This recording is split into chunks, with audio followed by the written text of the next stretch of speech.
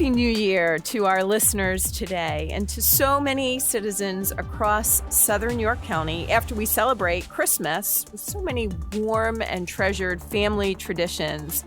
We have another very special tradition that is right around the corner, and that is the annual Pennsylvania Farm Show. It is the nation's largest indoor agriculture expo, and it has something for everyone. Representing a district with the number one industry being agriculture, there are a lot of York Countyans who are going to be out and about at the upcoming 108th Annual Farm Show. So to get you prepared and share a little bit about what to expect for this week-long event, I am so pleased and very excited to be joined by Pennsylvania Department of Agriculture Deputy Secretary Lisa Graybeal. Deputy Secretary Graybeal, welcome to the program. Thank you for inviting me, Senator. Any chance I have to talk about agriculture and our 108th Farm Show, I'm happy to do it. You know, you just mentioned the holidays, and about a month ago, your listeners were probably getting out their advent calendars to count down to Christmas and count down to the holidays. And we at the Pennsylvania Department of Agriculture have a special countdown just for Farm Show. So we are in our last days here. It's coming up quickly. Well, I really appreciate you being here with us today because, as you note, I am sure that you and just about everyone on your team at the Department of Ag is extremely busy preparing for this massive annual event. So for our listeners, you serve as the Deputy Secretary for Animal Health and Food Safety, and that covers a lot of really important ground within the department. What does that all entail? Well, I appreciate you asking. First, let me start by saying that agriculture just doesn't turn off. When you're dealing with the health and care of animals, when you're growing plants and crops and producing food for people who eat every day, it's an industry that works 24/7, 365.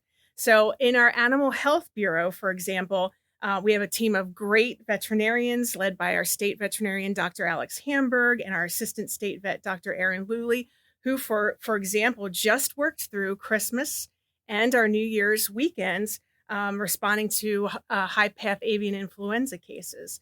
These staff members work closely with farming and non-farming public on issues ranging from suspected rabies cases to farm-based animal health questions and animal health certificates for fair animals. For example, they work with youth a lot. Just remember that our work is to ensure that people are eating nice, good, safe food. It is to protect our food system. And we do the same thing with our food safety and laboratory services. It's another bureau I oversee. It's to protect and keep food safe for everyone. From farm to fork, we're educating, regulating, we're ensuring compliance with food safety laws and regulations. And I'm sure a lot are familiar with the restaurant inspections, and that's us. And we're there just to make sure that everything is safe, from what you get at restaurants to what you're eating at your family dinner table to food trucks and fair stands. Wow, that's incredible. And on top of that all, you're also a dairy farmer. That's correct. Yes. Family farm. My brother and I are the third generation. That's incredible. So as we gear up for the farm show, it really pulls in everything that you do throughout the year into one single week in one specific place. Absolutely, Senator. It is just a great showcase of what agriculture does. It's our number one industry in Pennsylvania. And what a great way to show off what we do to the public. I couldn't agree more. And I have to tell you, 2 of our 3 kids are coming home because it is farm show. Last year, they brought their girlfriends for the first time. They didn't grow up in a community with a lot of agriculture. And it was incredible to watch that experience through their eyes, seeing the very diverse aspects of Pennsylvania agriculture for the first time. And I think that's something that's really great for all of us to remember in the ag industry, that not everyone understands and not everyone makes the connection of the food they eat to agriculture and how the food is grown. So what a better way to educate, which is part of the reason we put on Farm Show annually. Absolutely. It's probably even more important for people who are not in the agriculture community to come to the Pennsylvania Farm Show to learn more. It's a lot of work to go from that farm to your table. So, what should we look for at the farm show that may be new? Or what do you think that our listeners should look forward to seeing this upcoming week? Wow, there's so much going on, as you know, Senator. But, with about 6,000 animals, hundreds of exhibits and vendors, dozens of demonstrations, contests, and activities, there's so much going on. But I really like to start with the food. Everyone loves the Farm Show food court. And this year we have some new food items that will be featured. If you haven't already heard, the Pennsylvania Dairymen's Association unveiled their new flavor for this year, salted caramel. I'm very excited to try the new salted caramel milkshake. Yep. And see, you just said it. Is it caramel or caramel? And that's we can probably have that debate. Right. Of course, they'll have their usual vanilla, chocolate, and my favorite, the half and half of the two. Half and half is very good, but I'm thinking the salted caramel or caramel, however you pronounce it, is going to be a big hit and something I'm very much looking forward to trying. We also have the mushroom growers are featuring a new stuffed baby Bella mushroom, and the potato growers are going to be serving up potato cakes this year. So that's new in the food court. The first ever country music concert will be held at Farm Show on Wednesday night, and it's featuring Alex Miller, who is an FFA alumni. And actually, part of the proceeds from the tickets to the music concert will be benefiting FFA. So we're excited to feature that this year as a first. Last year, Goat Snuggling was such a success. It was so popular. I did not have the opportunity to partake, but I did hear from some of my colleagues that they found it a fantastic experience. Well, you'll have to check it out. It's been moved to the main hall in a larger space because it was so popular last year. So that's going on. Butterflies will be in the giant expo hall. This is a new educational display, and we're excited to welcome Once Upon a Butterfly to serve our butterfly-loving crowd. There's a new presentation area for family living. This year will feature a history of Pennsylvania traditions. We're featuring some new Pennsylvania artisans who will be rotating booths and providing demonstrations of their art. At the Christmas trees and wreaths area, the folks there will be providing a porch pot class and wreath demonstrations. So just a lot going on, from wine and cheese pairings. There is no doubt something for everyone at the Pennsylvania Farm Show. You know, the economic impact of ag to Pennsylvania is $132.5 billion. York County has the second largest number of family farms in Pennsylvania, next to Lancaster County. We love to give our colleagues from Lancaster County a hard time, but the truth is that we do have very shared interests and concerns, and we often work together really well. We're great neighbors. We really are. So what are some of the challenges or some of the opportunities for agriculture in Pennsylvania? Thank you for asking. With the economic impact, Pennsylvania Ag also supports more than 593,000 jobs, paying nearly $33 billion in wages annually. And I would say, and actually, Senator, one of my other areas as a deputy secretary is workforce.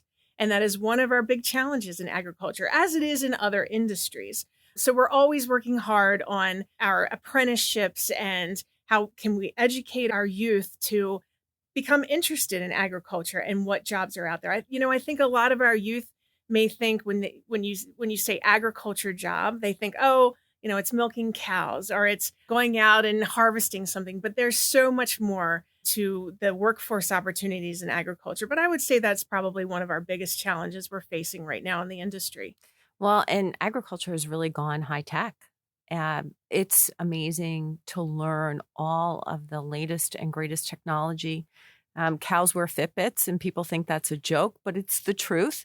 It allows that dairy farmer the ability to monitor their herds, stop big problems from happening. We have soil sensors that connect to monitors and apps on farmers' phones. We use GPS guided imagery to apply pesticides and fertilizers so that we're not spreading too much of those chemicals that could wind up in our water. It's just a really exciting time.